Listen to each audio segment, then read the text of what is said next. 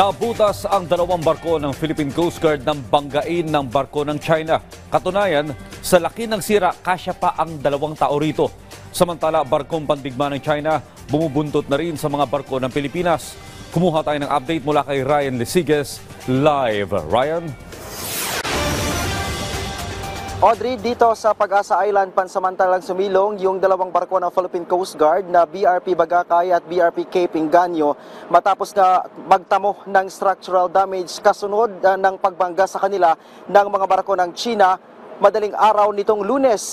Pero kahapon, Audrey, ay naituloy na ng mga taga-Philippine Coast Guard yung kanilang resupply mission sa mga tropa ng pamahalaan na nakadeploy sa iba't ibang maritime features ng bansa. Itinuturing naman ng Coast Guard na pinakamalalang insidente yung nangyaring pagbangga na yan ng mga barko ng Pilipinas. Sa kabila nito, nananatili daw na mataas na moral ang mga tauhan ng Philippine Coast Guard. Lumikha ng malalaking butas sa 2 barko ng Philippine Coast Guard matapos banggain ng barko ng China sa bahagi ng Skoda Shoal. Sa malapitan, kita ang warak na bahagi ng BRP Bagakay, indikasyon kung gaano kalakas ang pagbangga. Sa laki ng butas, kakasya raw ang 2 tao rito. Nabutas din ang BRP Cape Inganyo, higit 1 metro ang laki sa starboard side. Aabot naman sa 40 cm ang sira sa engine exhaust sa starboard quarter ng MRRV-4411. Yes, as far as I know, this the worst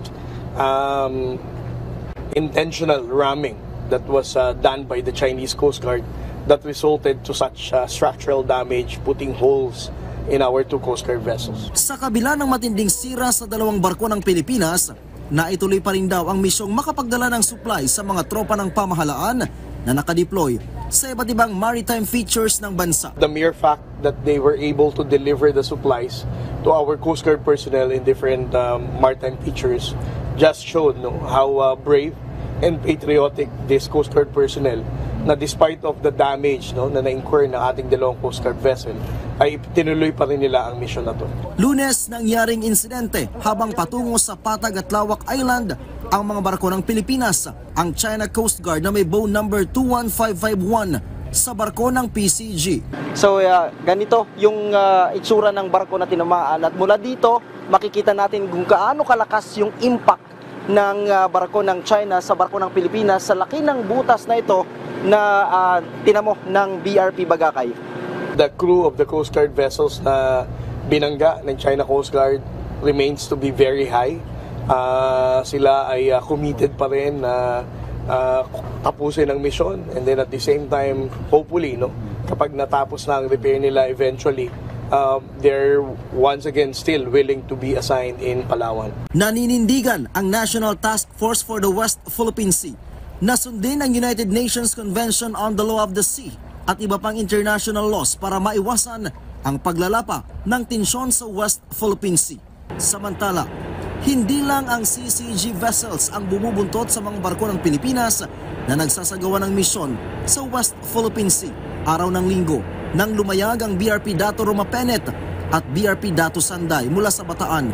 Pero hindi pa man nakakalayo ang mga barko ng BIFWAR, sakay ang news team ng PTV. Sumulpot ang barkong pandigma ng China na may bow number 570 sa layong 2.7 nautical miles. Kinabukasan, araw ng Lunes, dinikitan muli ang barko ng BIFWAR ng People's Liberation Army Navy o plan na may bow number 569. Sa pagkakataong ito, halos 100 metro na lang ang layo nito mula sa barko ng BIFWAR na BRP Dato Romapenet. Dinikitan din ng Plan 569 ang isa pang barko ng BIFWAR na BRP Dato Sanday na umabot sa 0.4 nautical miles. Pero sabi ni Tariela, this is not the first time, Lagi namang ginagawa ng PLA Navy vessels yan na umaaligid, nagsha-shadow, but they are not doing dangerous maneuver. Ang gumagawa lang ng dangerous maneuver sa West Philippine Sea to the point of resulting to collision and even intentional ramming is always the Chinese Coast Guard.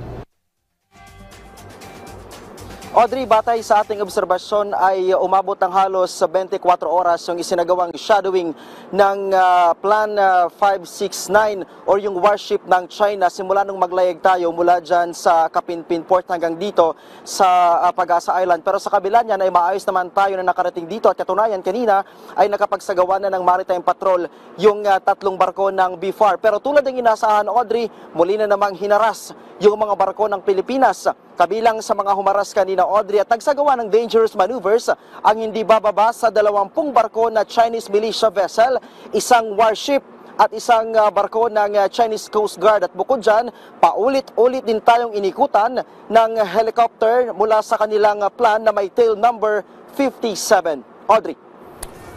Okay, ingat kayo dyan. Maraming salamat, Ryan Lesigues.